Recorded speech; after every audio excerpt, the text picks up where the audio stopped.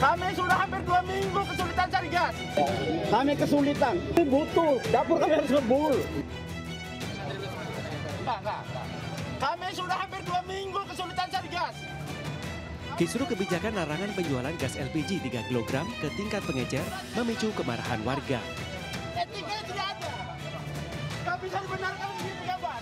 Bahkan seorang warga menyampaikan kekesalannya langsung di hadapan Menteri ESDM Bahlil Lahadalia yang sedang sidak di pangkalan gas LPG subsidi di kawasan Cibodas, Kota Tangerang, Banten. Jangan bang.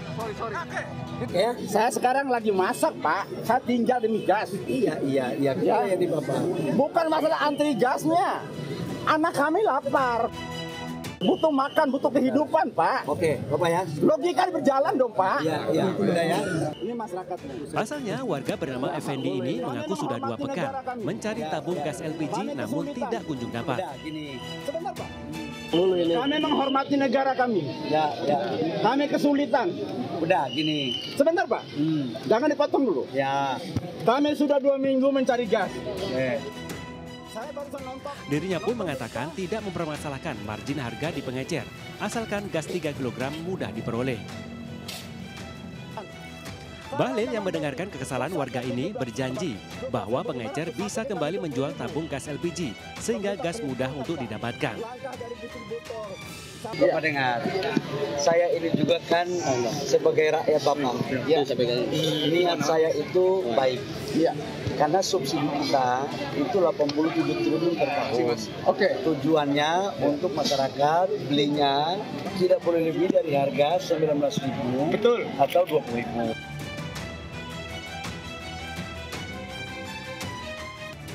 Atas protes warga ini, Menteri Bahlil mengaku tidak masalah, lantaran pemerintah memang harus mendengar langsung keluh kesah warganya. Dari Kota Tangerang, Banten, Sukron, iNews melaporkan.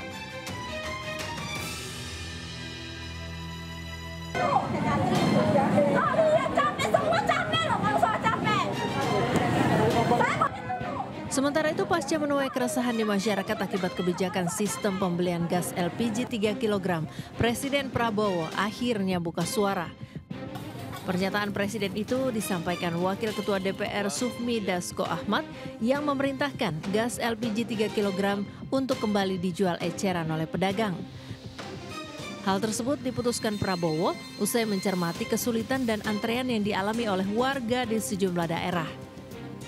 Presiden kemudian telah menginstruksikan kepada SDM untuk per hari ini mengaktifkan kembali pengecer-pengecer yang ada untuk berjualan seperti biasa, sambil kemudian pengecer-pengecer itu akan dijadikan sub daripada pangkalan.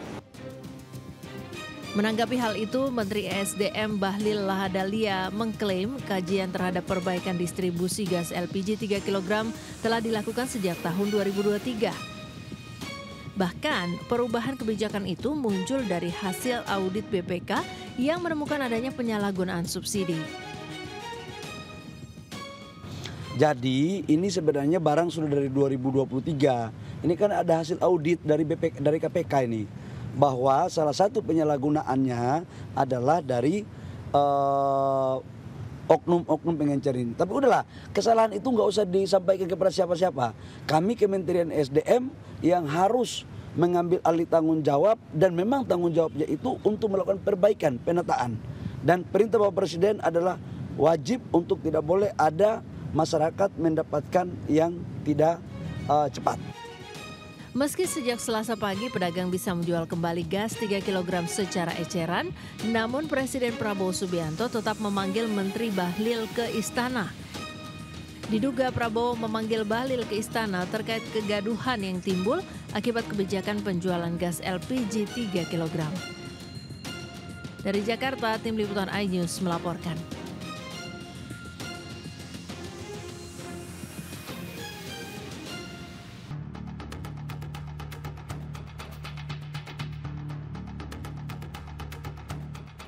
Menteri SDM Bahlil Lahadalia meminta maaf atas meninggalnya warga Tangerang Selatan, Banten usai mengantri membeli gas 3 kg.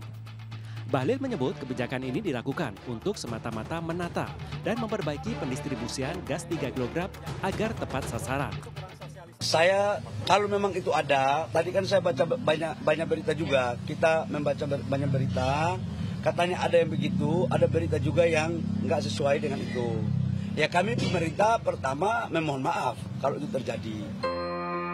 Sebelumnya, Yoni binti Saman, lansia 62 tahun meninggal dunia, diduga akibat kelelahan usai ikut mengantri membeli gas 3 kg di agen sekitar rumahnya di Pamulang, Tangerang Selatan, Banten. Korban sempat lemas dan beristirahat di depan toko laundry tak jauh dari rumahnya. Beberapa tetangga yang mengenali korban langsung menolong dan mengantarnya ke rumah. Sesampainya di rumah sambil membawa tabung gas melon yang didapatnya dengan susah payah, korban jatuh pingsan. Keluarga langsung membawanya ke rumah sakit, namun naas nyawa korban tak tertolong. Pagi ketemu saya di depan, saya tanya, "Po mau kemana?" "Gue mau ngantri gas nih, bawa tabung gas 2, masih kosong kan. Tapi gue disuruh pulang lagi." "Emang apa, Po?" "Disuruh ngambil KTP. Ribet banget sekarang mah pakai KTP," kata dia gitu. Udahlah saya pulang bayar sayur, dia jalan berangkat. Pas gitu yang punya laundry di depan ke rumah. Robi manggilin anak ini, kata istrinya, "Robi nggak ada, Mas, kenapa?" "Itu nenek emaknya Robi itu jatuh," katanya. "Tapi bukan jatuh," katanya, "cuma duduk istirahat." Dijemputlah sama mantunya, tapi sampai di rumah langsung pingsan. Bahwa udah dapat tabung gas, udah dapat. Terus dia bilang, "Allahu Akbar, ya Allah, Allah." Menurut pihak keluarga, almarhumah yang sehari-hari menjual nasi uduk di depan rumahnya ini memiliki riwayat hipertensi yang diduga menjadi penyebab utama meninggalnya korban.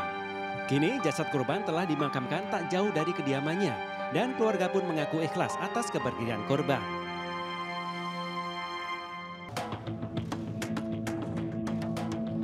Warga memakamkan Nenek Sayem yang tewas akibat diserang tawon jenis Vespa di Dusun Merden, Banjarnegara, Jawa Tengah. Sebelumnya, nenek 65 tahun ini diserang ribuan tawon dengan sengatan beracun hingga mengakibatkan pembengkakan di sekujur tubuh. Meski Nenek Sayem telah mendapatkan perawatan medis, namun nyawanya tidak tertolong. Usai kejadian, petugas damkar mengevakuasi sarang tawon berukuran besar dengan diameter hingga 50 cm. Evakuasi berlangsung dramatis karena minimnya penerangan dan ribuan tawon berada di dalam sarang. Lantaran membahayakan, petugas terpaksa memusnahkan sarang tawon yang berada di kebun depan rumah warga dengan cara dibakar. Tawon jenis ini diketahui sangat agresif dan sengatan bisa mengakibatkan pembengkakan pada tubuh. Kalau 1 bulan sekitar 30 titik yang sudah kita evakuasi. Himbauan untuk masyarakat untuk jangan dulu mendekat ke sarang karena jenis tawon Vespa ini sangat berbahaya untuk manusia. Di wilayah Banjarnegara, keberadaan sarang tawon Vespa di permukiman warga sudah banyak dilaporkan. Bahkan dalam 1 bulan terakhir terdapat 30 laporan warga. Dari Banjarnegara, Jawa Tengah, Nurdin Fauzi, iNews melaporkan.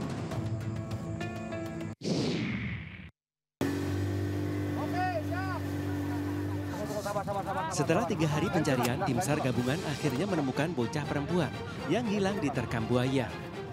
Jasad bocah berusia 7 tahun ini ditemukan mengambang di perairan Muara Pangkal Balam, Kota Pangkal Pinang, Bangka Belitung.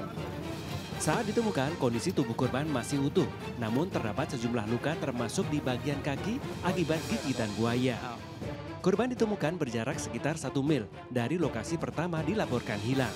Saat proses evakuasi, tim SAR harus berhati-hati mengingat lokasi ditemukannya korban merupakan habitat buaya muara.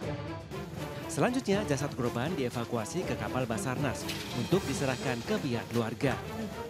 Terhadap korban atas nama Tina Ramadhani yang sebelumnya hilang diterkam buaya telah berhasil ditemukan dalam keadaan meninggal dunia. Selanjutnya, korban dievakuasi ke rumah duka dan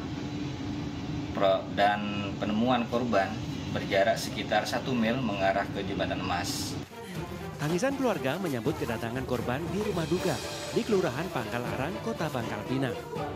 Dari Pangkal Pinang, Bangka Belitung, Haryanto, iNews melaporkan.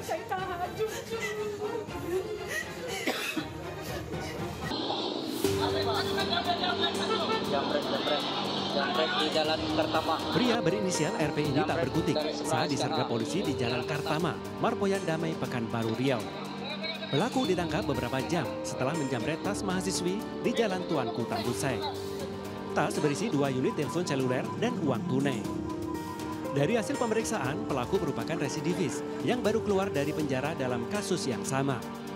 Pelaku sering beraksi menjamret di kawasan Jalan Tuanku Tambusai, Pekanbaru dengan sasaran perempuan yang sedang berkendara. Polisi mengamankan barang bukti berupa tas yang berisi 2 telepon seluler dan dompet berisi uang Rp100.000.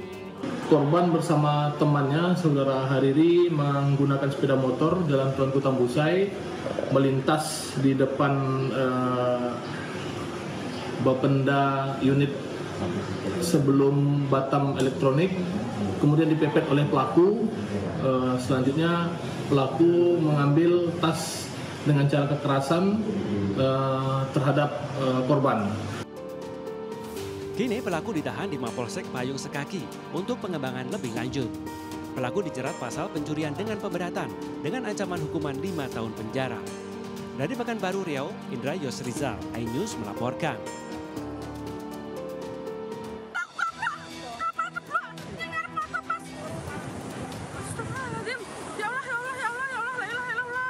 Pengunjung pantai ini panik saat menyaksikan pesawat latih jenis Cessna jatuh di perairan Gumuk Kantong, Muncar, Banyuwangi, Jawa Timur.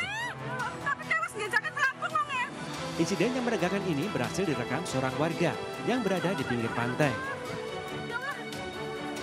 Terlihat 2 orang yang merupakan instruktur dan siswa Akademi Penerbangan Indonesia atau API Banyuwangi berusaha keluar dari pesawat yang terbalik. Pasalnya pesawat latih tersebut lambat laun terendam air laut. Beruntung warga dan nelayan yang berada di sekitar pantai berhasil mengevakuasi kedua korban untuk dibawa ke pinggir pantai. Diduga penyebab pesawat jatuh karena kendala teknis yang membuat mesin mati mendadak. Pesawat latih ini kemudian hilang kendali dan terjun bebas dari ketinggian sekitar 80 meter dan terjatuh di laut. Seperti ini, ya agak terlalu menukik sih, landai, habis itu jatuh ke laut, baru terbalik. Ini di tengah laut, baru setelah kita tolong dari korbannya dan kita pinggirkan pesawatnya. Oh, berarti sempat berenang sampai dia ke posisi kapal itu? Iya. Dari pantai ke tengah laut itu berapa jaraknya? Sekitar mungkin 50 meter. Sebelumnya pesawat milik Akademi Penerbangan Indonesia terbang dari markasnya di Bandara Banyuwangi untuk latihan penerbangan siswa. Dari Banyuwangi, Jawa Timur, Aris Utomo, iNews melaporkan.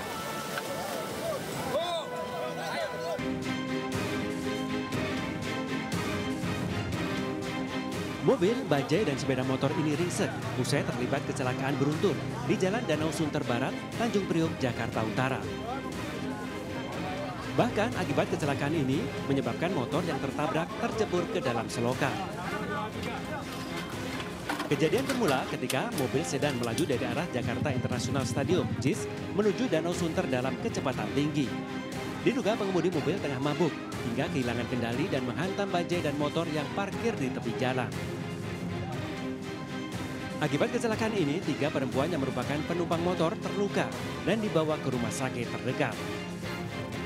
Dari situ juga udah mendeng banget ya, udah parah banget gitu maksudnya. Selain motor ditabrak apa namanya? Bajai. Bajai lagi parkir juga ya? Iya. Kena rumah orang? Enggak. Paling itu doang tuh. Motornya nyebur? Iya. Korbannya gimana bang korbannya? Korbannya di rumah sakit Royal. Ada luka atau parah? Sobek dia ininya. Berapa korban bang yang luka? 3. Seluruh kendaraan dievakuasi petugas damkar dan kasus ini sudah ditangani unit Laka Lantas Polres Metro Jakarta Utara. Dari Jakarta, Rizky Falupi, iNews melaporkan.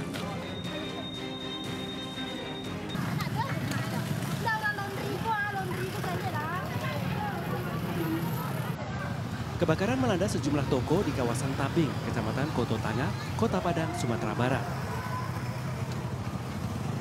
Kobaran api dengan cepat membakar bangunan semi permanen, toko penjual gas dan BBM eceran, usaha laundry serta warung sate. Selain membakar 3 toko, amukan si jago merah juga menyambar 1 ruko yang merupakan gudang komoditi kulit pinang.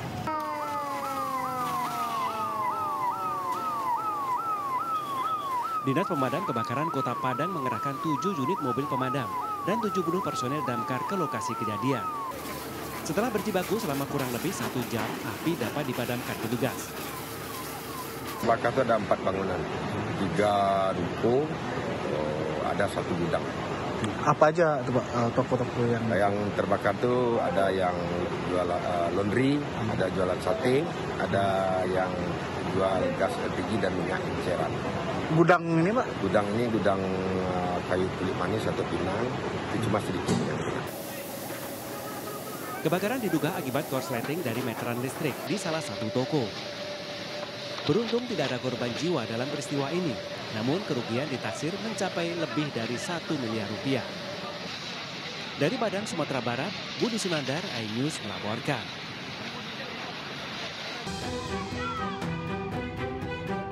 Ratusan pelajar SMA Negeri 1 Mempawah melakukan aksi protes menggeruduk sekolahannya sendiri.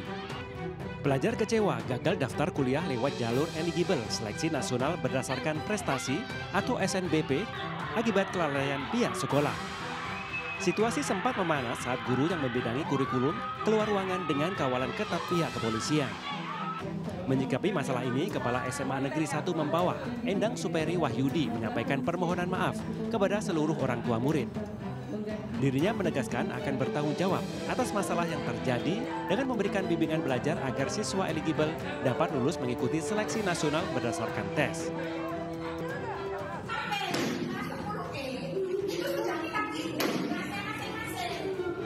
Peristiwa serupa dialami Madrasah Aliyah Negeri 1 Lamongan, Jawa Timur. Akibat data eligible error, sejumlah siswa hilang kesempatan masuk perguruan tinggi negeri lewat jalur prestasi. Saat salah seorang siswa mempertanyakan salah satu guru atas kegagalan tersebut, namun sikap tak terpuji ditunjukkan guru tersebut dengan menjelaskan sambil mengebrak meja hingga siswa menangis.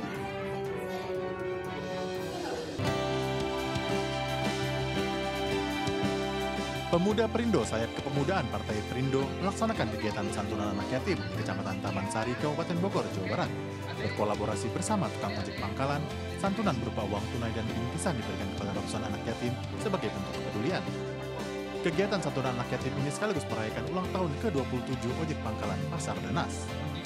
Karena ini juga bagian dari program Pemuda Perindo ya, mendukung setiap kegiatan yang ada di wilayah Kabupaten Bogor dari segi kegiatan sosial, keagamaan, dan sebagainya.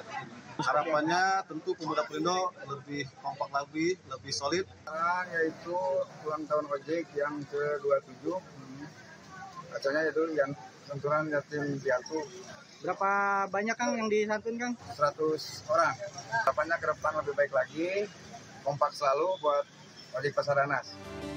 Dengan melakukan berbagai aksi dan kegiatan, Pemuda Perindo berkomitmen akan terus melakukan aksi kemanusiaan dan sosial untuk membangun kedekatan kepada masyarakat. Dari Bogor, Jawa Barat, Wildan Hidayat, iNews melaporkan.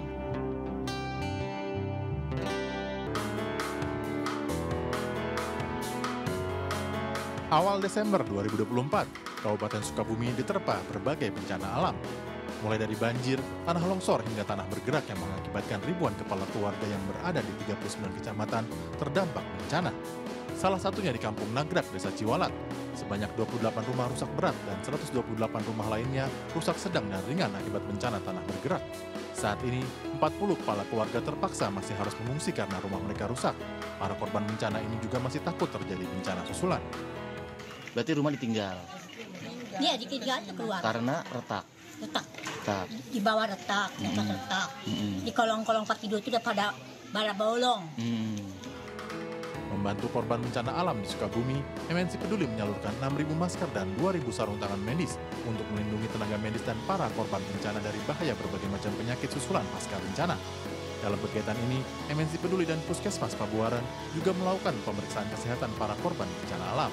Ucapkan terima kasih telah datang ke Kecamatan Pabuaran. Harapan kami terutama terhadap pemerintah untuk segera penanganan untuk hunian tetap. Banyak yang memang ada penyakit batuk pilek ya Pak. Mungkin itu bisa kita distribusikan ke tempat pengungsian. Mungkin salah satunya untuk meminimalisir pencegahan penyakit yang memang menular di masyarakat.